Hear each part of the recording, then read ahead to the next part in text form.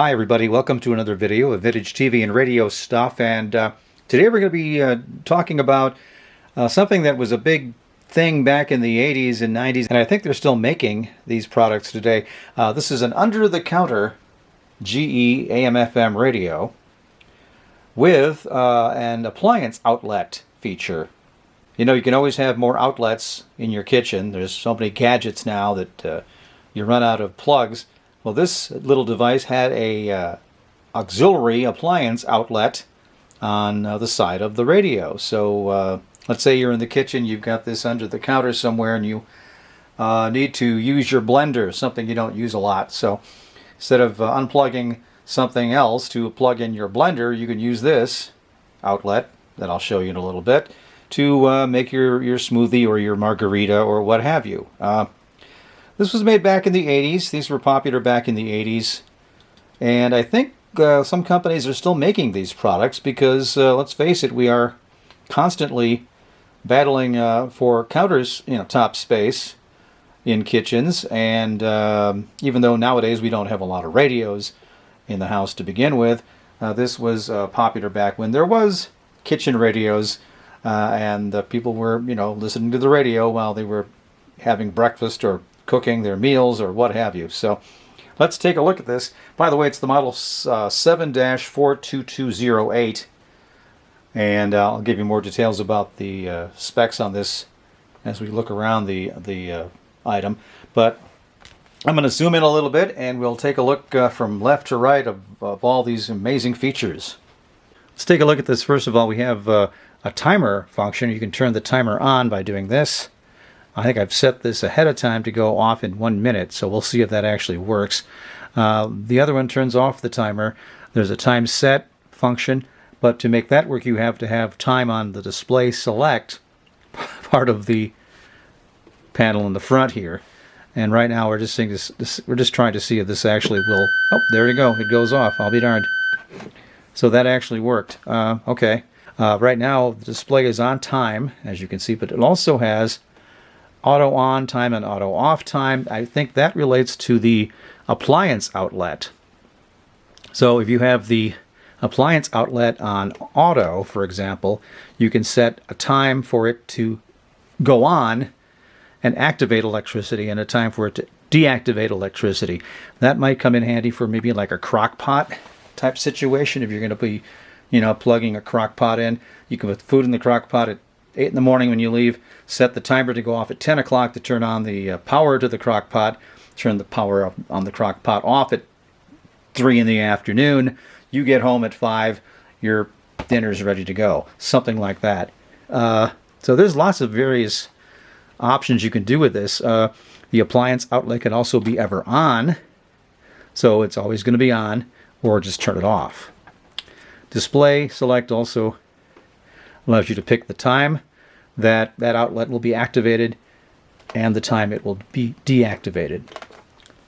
And, although you can't see this very well, I'm going to slide this over just a touch. There you have your controls for the radio. It's AM or FM. It's set on FM right now. I think that might go to AM if I turn the radio on, and that turns the radio on and off. So what I'm going to do right now is straighten this thing out as far as the camera position, and then we'll turn the radio on and see how it sounds.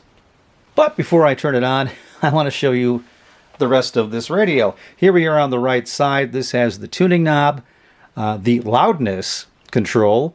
They decided to not do the volume control and do the loudness control instead, which is kind of interesting. And then there's the tone control knob right next to that.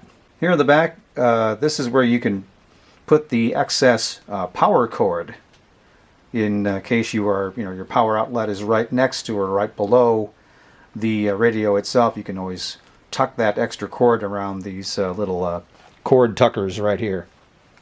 And on the left side here is the appliance outlet. This is where you can plug in your crock pot or your blender or what have you. And it also tells you the specs on what this outlet is capable of as far as the power output is concerned. And here is, well, the top of the radio, but it's the part you don't see because this is the part that meets the bottom of the cabinetry.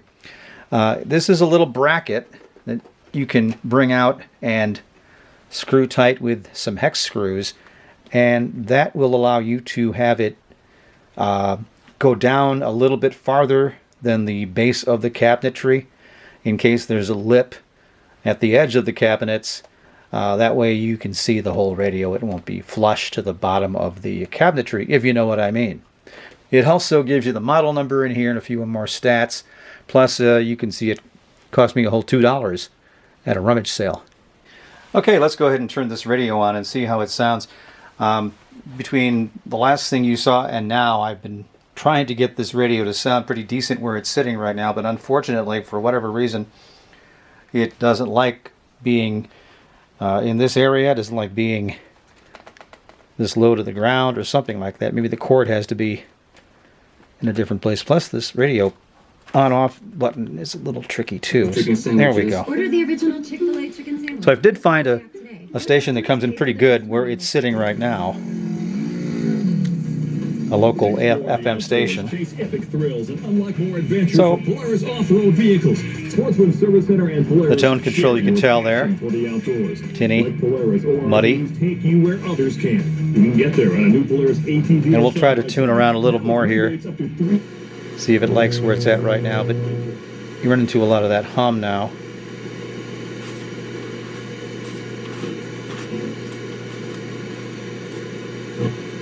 What's going on now?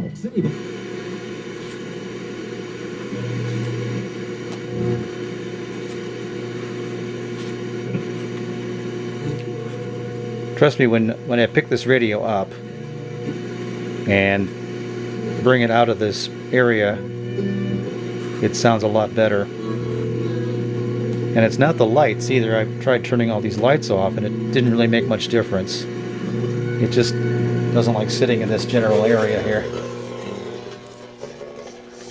See, I'll get it out of the way here.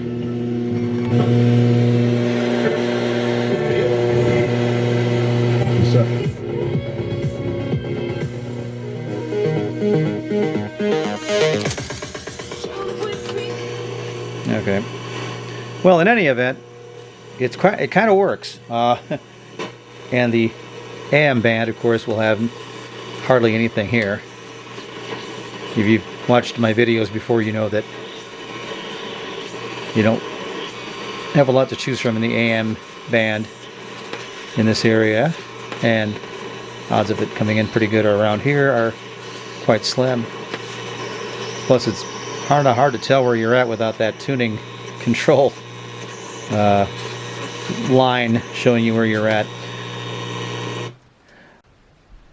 Now here's a look at the innards of this radio. I tried to check to see if I could fix the display on the tuner here. As you can see, it doesn't have any indication of what station you're on right now. But when I went and took the top off, it's sort of hard to get in there and check it all out. But as long as it actually plays something, that's really all that counts, I guess. The speaker is actually surprisingly big too. I was kind of surprised how big this thing is. But yeah, this is how, as you're looking at it from, you know, the top of the radio down, as far as its internal working stuff. I know a lot of folks like to check this stuff out, so that's why I took the top off here to show you. Okay, well there you go. That is a GE model 7-42208 AM/FM under-the-counter radio with clock and the appliance outlet feature, which is kind of cool. Made back in the early 80s. I think in a proper setting, this might be a nice radio for like someone's workshop, or maybe even in the kitchen if you want to go that route too. And that's our vintage TV and radio stuff video for today. If you have any comments, leave them below. Like the video, subscribe to the channel, and we'll have more vintage TV and radio stuff down the road. Thanks for watching.